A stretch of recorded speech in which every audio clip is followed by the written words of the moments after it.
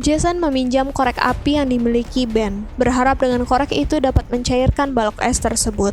Namun Ben dengan menyebalkan melemparkan koreknya di atas permukaan es yang ternyata tipis. Jason dan Mike kesal dengan kelakuan Ben. Danny yang ingin mencairkan suasana berinisiatif untuk mengambil korek tersebut. Namun sesuatu hal terjadi. Es tiba-tiba retak dan membuat Danny tenggelam. Semua orang berusaha menyelamatkannya, namun apa mau dikata, ia pun mati. Dengan kejadian itu, semua orang merasa kesal kepada Ben dan mereka pun hampir bertengkar. Jason kembali membuat mereka fokus ke dalam permainan. Semuanya harus fokus jikalau tidak ingin mati seperti Danny. Karena tidak ada korek, mereka bersama-sama menaruh tangan mereka di balok es tersebut, berharap dengan itu balok es akan mencair.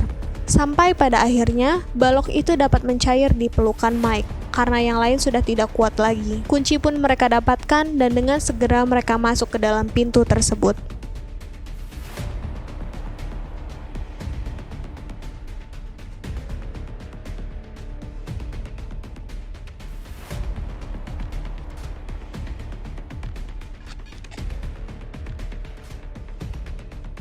Akhirnya mereka berlima masuk ke dalam ruangan ketiga, sebuah ruangan dengan latar sebuah bar yang terbalik. Telepon pun berbunyi. Setiap kali telepon berbunyi menandakan lantai yang mereka pijak akan jatuh.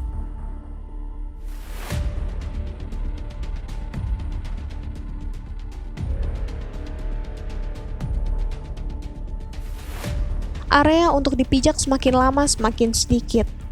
Mereka harus berpegangan ke dinding ruangan. Situasi semakin mencekam dan mau tidak mau mereka harus segera mencari petunjuk selanjutnya. Di sana mereka menemukan pintu keluar yang tidak memiliki gagang pintu.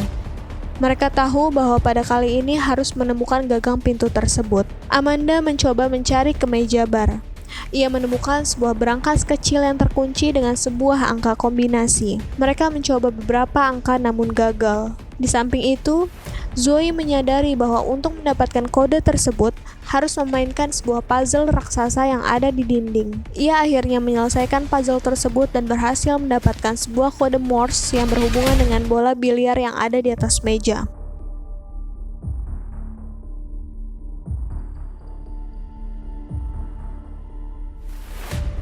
Amanda pun berhasil membuka berangkas tersebut dan mendapatkan gagang pintu yang dimaksud. Namun celakanya, semua lantai sudah jatuh dan ia harus bergantung untuk dapat sampai ke arah pintu keluar.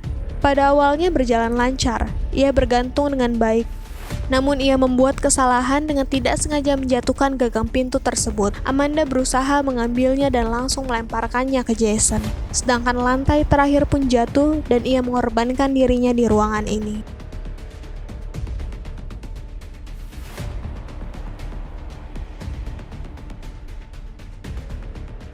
Semuanya syok, terutama Zoe.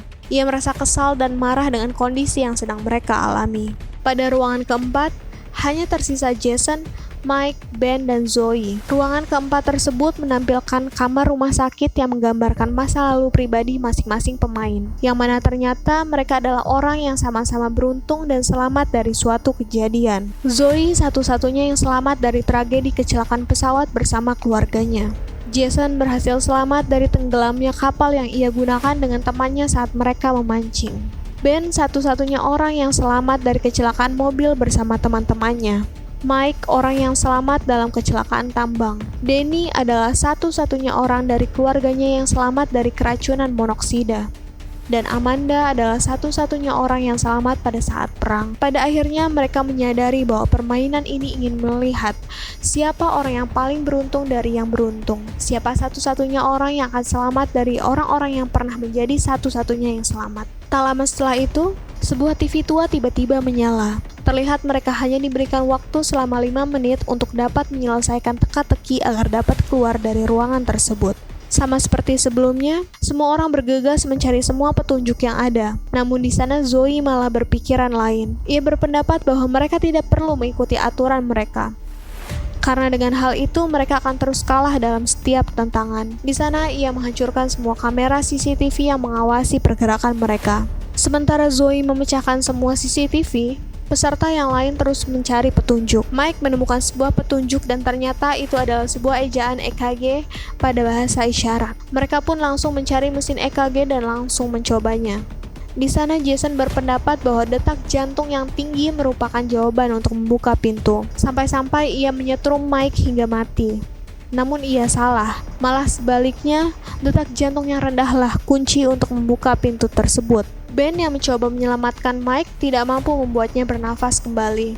Gas beracun akhirnya keluar. Namun akhirnya mereka dapat lolos berkat Jason yang dapat mengatur detak jantungnya serendah mungkin. Jason langsung beranjak pergi. Ben mengajak Zoe untuk segera keluar, namun ia menolak dan menyuruh Ben untuk pergi. Dengan keras kepala, Zoe terus berusaha untuk memecahkan semua kamera CCTV yang ada, dan pada akhirnya yang berhasil lolos ke ruang misteri selanjutnya adalah Jason dan Ben.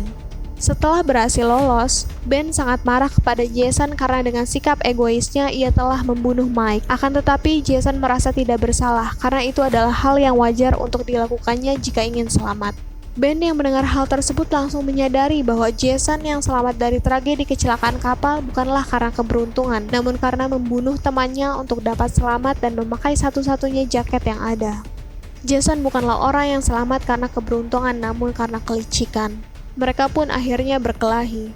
Tak lama setelah itu, mereka mencari jalan keluar, dan setelah mereka membuka sebuah pintu, ruangan ilusi itu pun bekerja. Mereka tidak dapat fokus melihat keadaan sekitar. Mereka pun langsung mencari penawar agar terlepas dari ilusi tersebut. Beruntungnya di sana Ben menemukan penawar itu, namun hanya ada satu.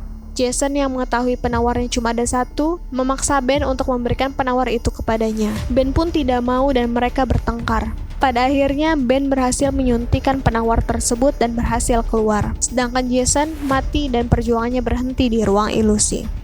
Ruang misteri selanjutnya yang dimasuki Ben semacam sebuah perpustakaan kecil. Di sana terdapat sebuah pintu yang hanya bisa dibuka dengan sebuah kode. Di sisi lain, scene berpindah ke ruang 4, tempat di mana Zoe tertinggal sebelumnya. Terlihat dua orang dari pihak pengembang game yang akan membersihkan ruang itu untuk korban selanjutnya. Namun tiba-tiba Zoe bangun dan memukul mereka. Ternyata ia berhasil mendapatkan masker oksigen dan berhasil selamat.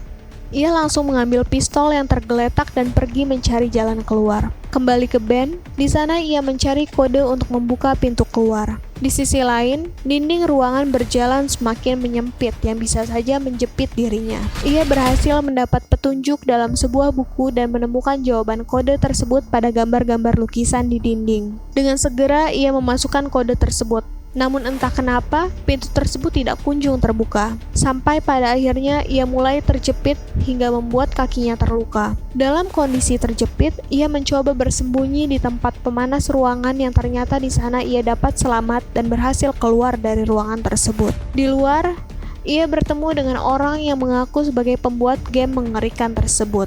Ia memberi selamat bahwa Ben sudah memenangkan permainan. Ben diajak untuk duduk di sofa yang ada di sana dan mereka pun mengobrol. Pada satu kesempatan, ternyata Ben tiba-tiba dicekek dengan sebuah tali dan ia ingin membunuh Ben. Ternyata ia tidak menerima bahwa Ben memenangkan permainan yang telah dibuatnya. Ben yang sudah sekarat tiba-tiba dibantu oleh Zoe yang datang dan menembak orang tersebut hingga mati. Pada akhirnya mereka dapat keluar dari permainan dan gedung mengerikan tersebut. Ben langsung dibawa ke rumah sakit, sedangkan Zoe langsung melaporkan kejahatan tersebut ke polisi. Di sana Zoe diminta untuk menunjukkan tempat kejadian perkara. Pada saat Zoe menunjukkan ruang tunggu pada awal permainan, ruangan tersebut tidak menunjukkan seperti ruang oven yang sebelumnya ia lalui. Tidak ada tanda-tanda seperti ruang misteri yang ia mainkan. Zoe menginformasikan semua hal yang ia ketahui tentang ruangan tersebut, namun polisi tidak menemukan satupun bukti pendukung. Akhirnya mereka meninggalkan ruangan tersebut tanpa ada satupun bukti yang mereka dapatkan. Scene berpindah 6 bulan kemudian. Di sana terlihat Zoe dan Ben bertemu di sebuah kafe. Ia ternyata selama 6 bulan terakhir telah mengumpulkan semua data terkait 6 orang yang mengikuti permainan.